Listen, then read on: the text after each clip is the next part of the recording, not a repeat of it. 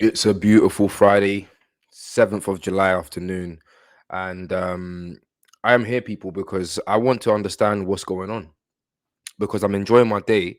It's a beautiful, nice, warm, sunny day. And navigating through Twitter, I see that the Arsenal doctor is about to leave and go to Manchester United. Now, this is something I've only seen today, and we're gonna kind of, try to see what was going on there. But yesterday, I also found out, or I also learned that um, Steve Round, the assistant manager, Steve Round, is also all of a sudden leaving Arsenal. Like, what's going on? These are a couple iffy exits, people. Let's talk, please. I want you to write down in the comments what you think is happening or what you feel is happening.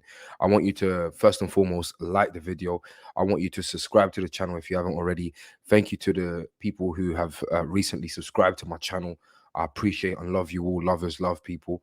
Thank you so much, allowing me to grow my community and all of that jazz. But yeah, man, let's have a look to see what Twitter actually says, because I'm not understanding. I'm not understanding. Listen, we're doing fantastically well. We're doing amazingly well in the transfer window. We're winning the transfer window as it stands. It looks like we're gonna, after these fantastic free signings that we've got over the line in Havertz, in Rice, and in Timber, it looks like we are still potentially going to go out for another midfielder in the form of Lavia, or maybe even better, someone like Chimeni or something, if if the opportunity arises, and potentially also, of course, being linked to people, players like Diaby. We're looking at an attacker. But I tell you what, man, like, you just get these unexpected situations. You get this unexpected news. Let's look at Steve Round, because Steve Round's the news with Steve Round, it broke earlier than um the news with the doctor, with the Arsenal doctor. I think his name's Gary O'Driscoll. I might be wrong. I think it is Gary O'Driscoll. But let me just see if I can quickly share this thing here. And here we go. Where we at? Assistant coach Steve Round left the club by mutual consent yesterday. He's been on Mikel Arteta's coaching team since the Spaniard was appointed manager in 2019. But who will replace him? Mikel Arteta wants to add former gunner Santi Cazorla back to his backroom staff. We're going to talk about that, and who could potentially replace him and so forth, a little bit later. You're looking at Twitter just goes crazy. Van Persie, no way ever in hell. But yeah, like, it's just a weird one, isn't it? Like, Charles Watts obviously broke the story yesterday, as you can see. Understand Steve Brown has left Arsenal, and it's like, it's very, it's very straight down to the point. Like, raw, man's just left Arsenal. What do you mean, man's left Arsenal? I thought this was the inseparable trio. I thought this was the trio that was gonna see the whole journey all the way to the finish line, and that finish line would have coincided with a Premier League or a Champions League. Listen, of course, people move around and change players, backroom staff, and so forth. But it looks like Mikel is a meticulous planner. He meticulously handpicked um, AirPod, the AirPod guy, AirPod Albert, and he meticulously picked Steve Round. And then for Steve Round, after 2 seasons and a bit, or wherever it is, for him to just be leaving, it doesn't, like, it's something's not adding up. And it doesn't even say what he's gonna go on to do next, I don't think, because let me quickly look at the Arsenal website to see if there's an actual article on it. As far as I'm concerned, there isn't one. Like, Arsenal hasn't even released any information in regards to this. This is in terms of the official website. So it's feeling iffy, people. I'm not gonna lie to the man. Them, it's feeling real iffy right now. And if we're gonna quickly touch on who could be replacing him, of course I want someone like Santi Cazorla to do it. But Santi Cazorla, one, ain't he playing football? Two, is he quality? Is he good enough to actually? Because people are looking at this from an emotional standpoint. Santi Cazorla. I don't think it's that simple. I don't think it's that easy. And I think you need to kind of take a step back and remove all of the emotions, and get somebody who, ability wise and skill set wise, and coach profile wise, is the best option there.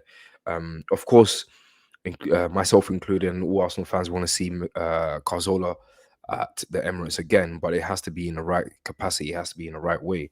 And yeah, so like it's just mad with the Steve Brown thing. And I was starting to kind of warm up to seeing AirPod Albert and Steve Round, side to side with Mikel, and kind of, last season you saw them in emotional games and in peak games. It looked like it was a family thing. These guys keep talking about it's a family feeling, it's a family vibe.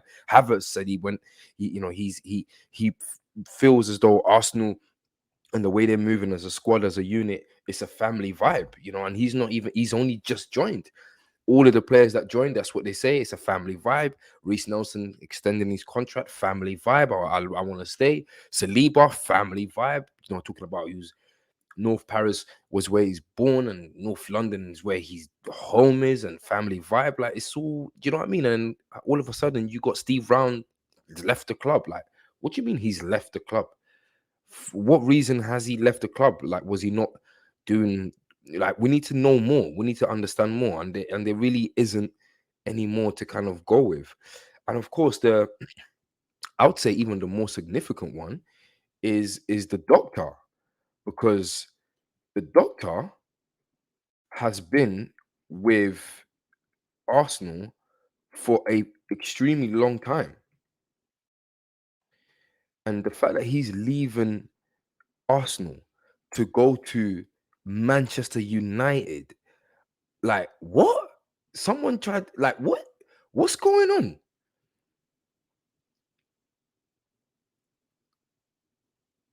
Something ain't making sense here, people. Please let me know what's going on. Please, I want to know. Right?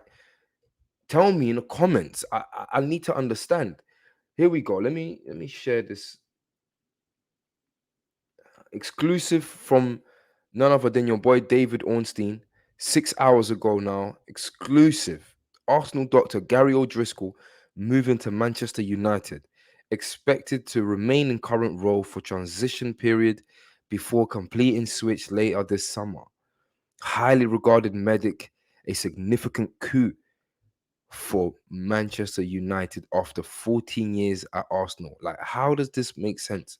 And obviously, he's probably got more going into it in the actual article, Athletic, but I'm not a subscriber. So, but yeah, like, it's like, wait, what, what?